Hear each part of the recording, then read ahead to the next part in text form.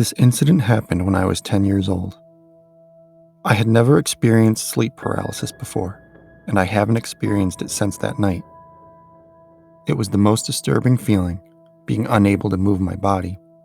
I don't know what caused it, because I wasn't experiencing much stress. In fact, it was winter break, and I had spent the day sledding with my cousins, so I had gone to sleep pretty happy. The next thing I knew, my eyes were open, but I was unable to move. I felt really weird, like my brain was wide awake, but my body felt really sluggish and heavy. I moved my eyes from one side of the room to the other. My room was pitch black and there was nothing to see, when suddenly I saw someone standing in my doorway. It looked like a man standing there, holding some sort of object in his hand. I thought it was my dad at first, and I tried to call out to him, but I wasn't able to move my mouth or vocalize anything due to the paralysis. The man approached my bed and knelt down next to me before putting one hand on my shoulder. It was my dad, and I tried to say something to him, but once again, I was unable to talk. My dad stood up and slowly walked out of the room. I laid there for probably another 5 minutes or so before I was finally free and able to move again. I got out of bed and sprinted towards my parents' bedroom, calling out, "Dad, Dad," as I went. Right as I got to my parents' room, I heard a noise from behind me. It was my dad, and he was standing about 2 feet away from me, right next to the top of the stairs. I flung my arms around him and gave him a big hug, closing my eyes as I buried my face in his chest. That's when the door to my parents' room opened, and the hallway light was turned on. My mom walked out of the room and asked me what I was doing. I opened my eyes and saw that my arms were holding onto thin air, that my dad was no longer in front of me. It was just me and my mom, standing in an empty hallway. "He was home. He was right here," I said, as my mom put one arm around me and walked me back to bed. The next morning when I got up and went downstairs, my mom was on the phone, crying her eyes out. My dad was a truck driver, and apparently he had been killed in an accident only a few hours ago, as he was driving home. He had been holding a photo of me and my mom against his chest when he was found.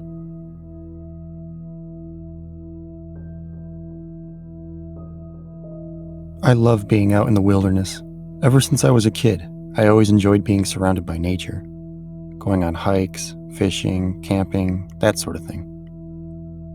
So it came as no surprise to anyone who knew me when I bought a cabin in the Adirondack Mountains to live off the grid.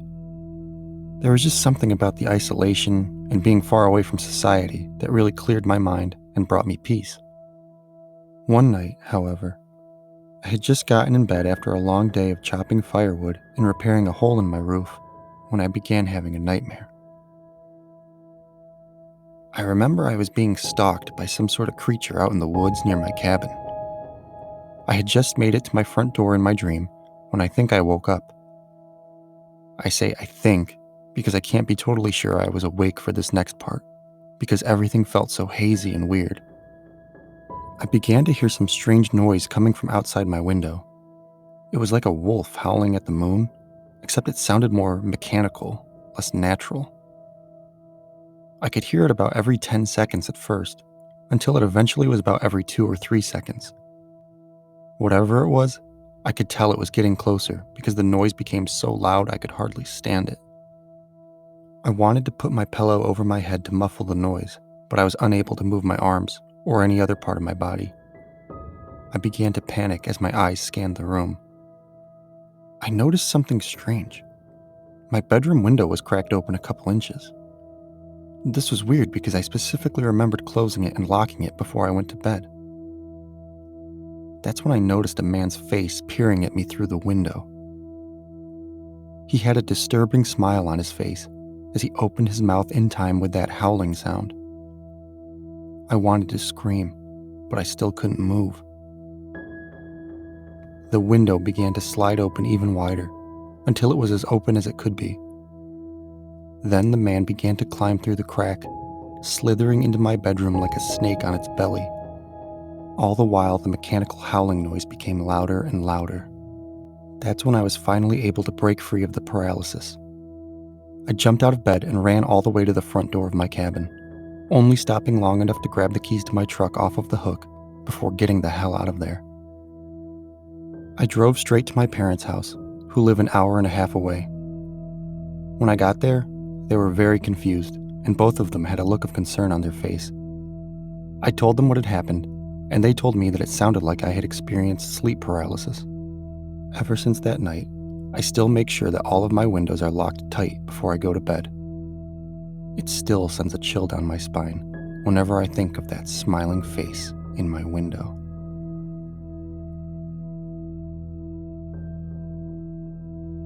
I've suffered from sleep paralysis for most of my life. Ever since I was a kid, at least once a week, I would wake up lying in my bed, unable to move or speak. It used to scare the hell out of me, but eventually I just accepted it and began to embrace it as a normal part of my life, and it stopped being so frightening. That is, until last week. I'm 24 years old, and I live with a roommate in New York City. Our apartment is really small, therefore it's really easy to hear when my roommate, Kevin, is walking around. It must have been around 6 in the morning, because when I opened my eyes, unable to move, the sun was coming up. I laid there, setting my eyes on the light fixture above me, when I heard footsteps coming from outside my room. There was Kevin, probably getting ready to go for one of his early morning jogs before work. I continued to lay there for another minute or so when I started to hear whispering, and then what sounded like a second pair of footsteps stopping just outside of my bedroom door. It was somewhat muffled, but I could definitely hear a man's voice say, "If he wakes up, kill him." What the hell? My bedroom door slowly creaked open, and I could barely hear the sound of footsteps making their way towards my bed. Someone was robbing us. I couldn't move or do anything. I could only lay there helplessly as I heard a man approach the side of my bed. I slammed my eyes shut and did my best to remain calm. I could hear the man breathing next to me. Then, I felt cold metal resting against the side of my throat. This man was going to kill me, and I couldn't scream or move or do anything to try and defend myself. Just then, I heard another man's voice whispering from my doorway. "Come on, let's go." The cold steel remained on my neck for a few more seconds before sliding away very slowly. I kept my eyes shut tightly until I was finally able to move again. When I got up, I woke Kevin up and we called the police. We didn't have much for those guys to take, but we still filed a report, and the cops said that they would be in touch if they came up with anything. I still feel scared every time I think about the time I was paralyzed while an intruder held a knife to my throat.